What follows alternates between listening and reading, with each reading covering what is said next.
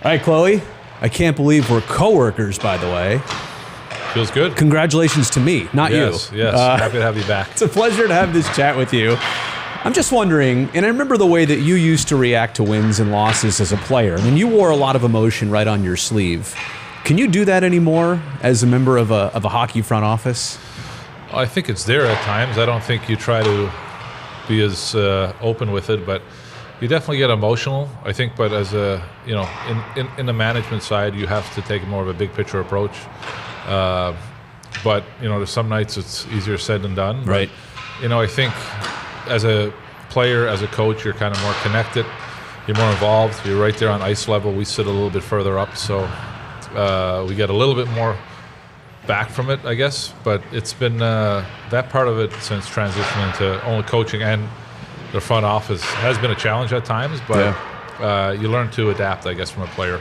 The front office part is not necessarily new to you. The title is, right? The role of the assistant general manager. Are you finding some of it just different or hard to get used to? This is your first go around at it. What's the challenge there? I haven't found it to be, anything where it's, I feel like you're kind of in over your head or not able to adapt. Like I said, I've had some experience coming from New York. Right. This has been more day to day for sure, which I've actually enjoyed.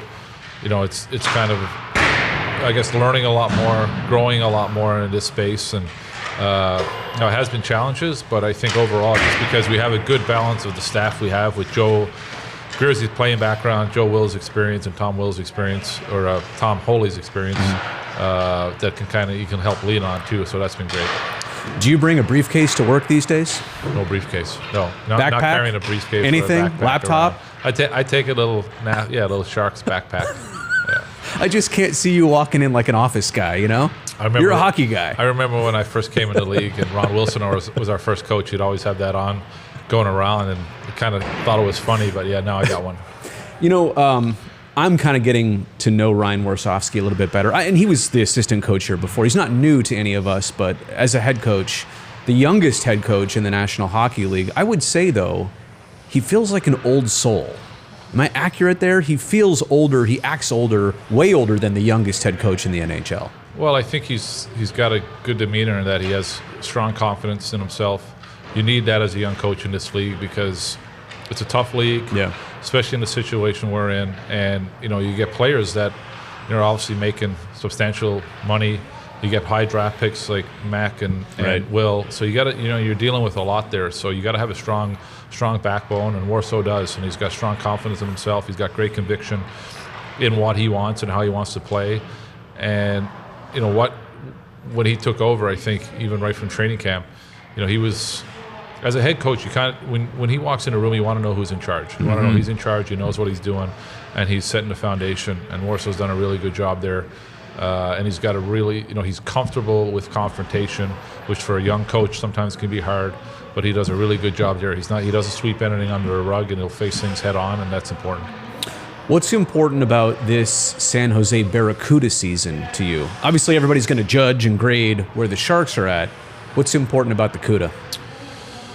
Well, I think it's from a development standpoint. You kind of have two standards. You want to try to be a premier team in the league, and you want to be a kind of total development as well. So that's what we've kind of reached for. I think the coaching staff's done a good job. We've had a fairly successful year. We've had a little bit of a slide lately, but overall we see progress in the players, and that's the biggest thing you're looking for. You don't want to see players, it's going to be challenging, it's going to be hard, you're going to take a dip as a player, especially young players, but we want to see progression during the season.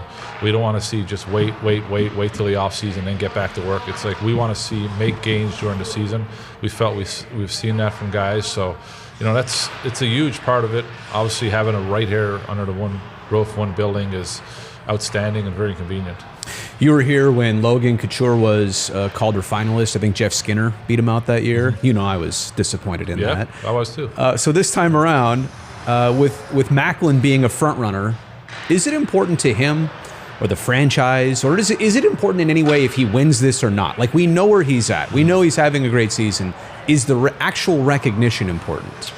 Well, he plays well enough and deserves it, which I think he has to this point. I think it's important. I mean, you get I think when you earn it, I think it's important to get recognized, especially Mac, because he's been consistent with his competitive level. He's been consistent in playing for a young kid. He plays, he plays the whole rink. He'll play the whole rink. He can play. He's been really good, really adapted to this league at a D zone, defending, checking.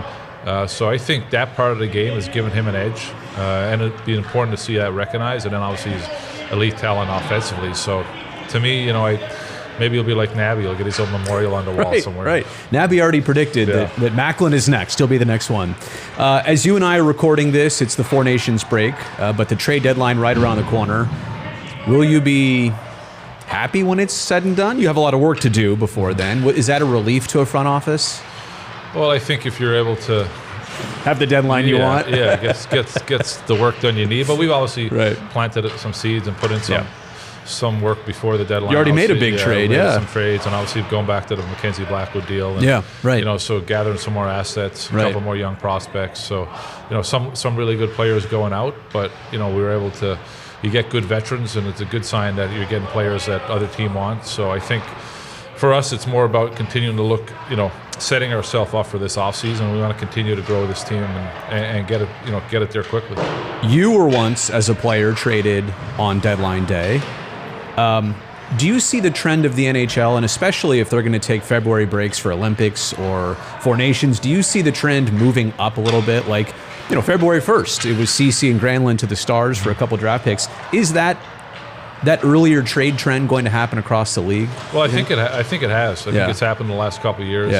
Deadline day is just not what it used to be. Even when we were in New York, we made a few transactions earlier and got ahead of it. And teams are just a little more active, I think, now ahead of the deadline. And at the end of the day, if there's an opportunity there and you feel like you get what you want, then you just do it. And it also gives the players, when you get traded at the deadline, I know when I went to New York, you don't got a lot of time to get settled in. So this gives you more time to get acclimated, and it makes a big difference, especially when you're making a playoff push. How different is it being on the player side of the trade deadline versus being on the front office side of the deadline?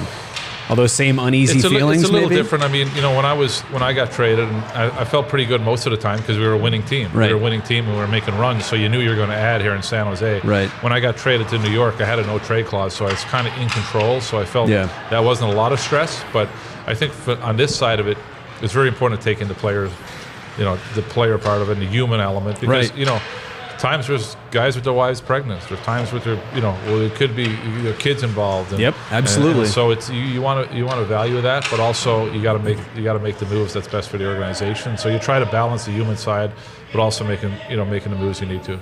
We went so long without a lot of best on best international hockey tournaments, and now it kind of seems like Gary Bettman's laid it out that with Olympics and other things that the league's going to do, that will be a trend. How do you feel about that now? And you understand the player side of it too. Those guys, they can't not play in those tournaments and situations. And they wanted it. Yeah. The NHLPA's wanted this for a while. It's been a while since they had it.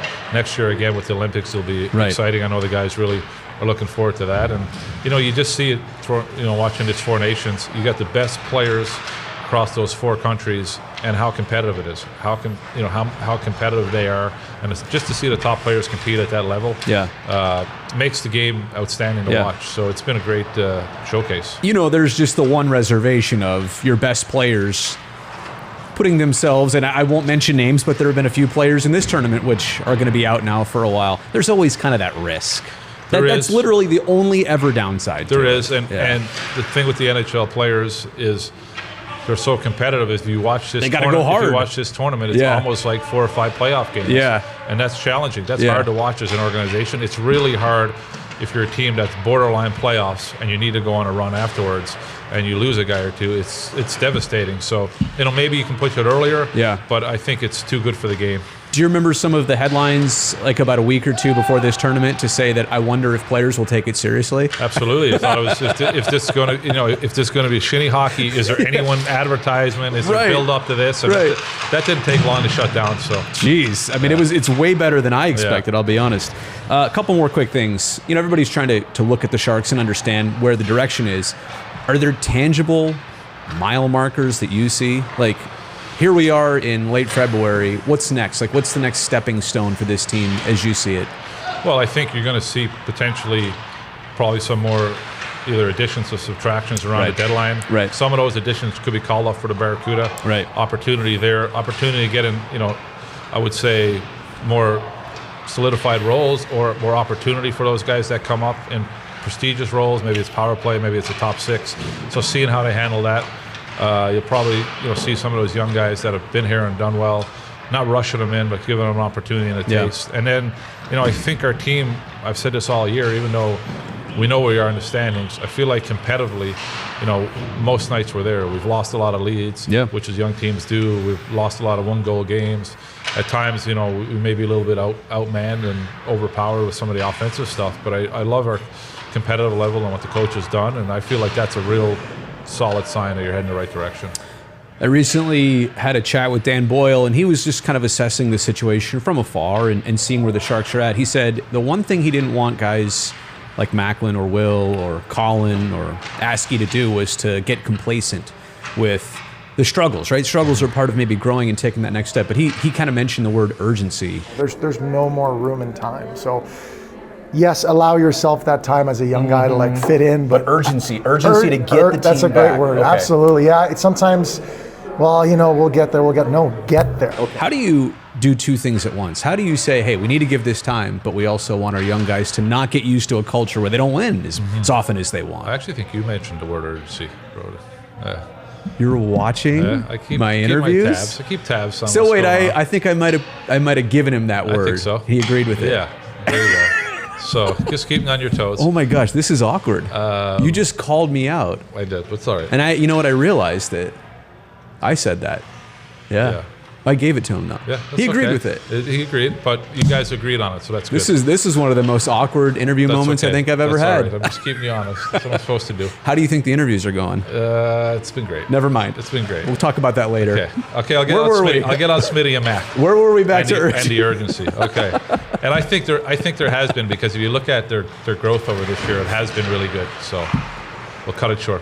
Yeah. All right. No, I mean, you get it, right? Everybody wants to get back to it as soon as possible. Last thing, how's everything else going for you? Family life, new job, new role. Things are well? Yeah, it's been an adjustment because we just had a break, so it was great to get home for a couple weeks in Florida.